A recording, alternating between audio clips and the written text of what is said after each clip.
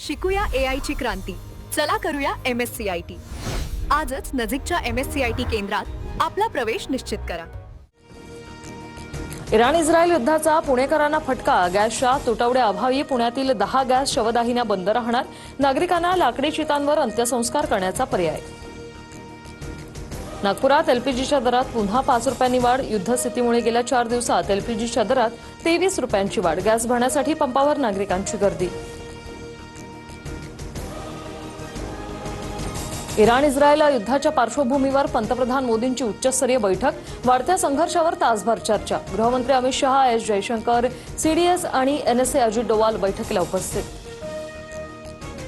भारत आपल्या ऊर्जेची गरज आणि नागरिकांच्या सुरक्षेसाठी पूर्णपणे कटिबद्ध. मध्य पूर्वेतील तणावावर परराष्ट्र मंत्री एस जयशंकर यांचं संसदेत निवेदन. पंतप्रधान मोदींची एस जयशंकर यांच्यासोबत महत्वाची बैठक. पंतप्रधान मोदींनी भारताची ऊर्जा सुरक्षा जपली. युद्धस्थितीवर मुख्यमंत्री फडणवीसांकडून मोदींचं कौतुक. तर एका परिवाराची गुलामी करणाऱ्यांनी टीका करणं हास्यास्पद. मल्लिकार्जुन खरगेंवर टीका.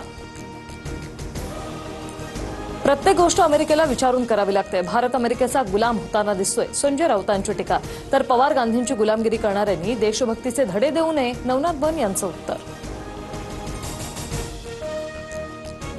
व्हीएसआर कंपनी मालक व्हीके सिंगची सीआयडीकडून सलग 3ऱ्या दिवशी चौकशी. अजित पवारांच्या अपघात प्रकरणात माझी चूक असेल तर कठोर शिक्षा करा. व्हीके सिंग यांचं वक्तव्य. व्हीएसआरची विमानं सुस्थितीत असल्याचाही दावा. शिकूया AI ची क्रांती. चला करूया MSCIT.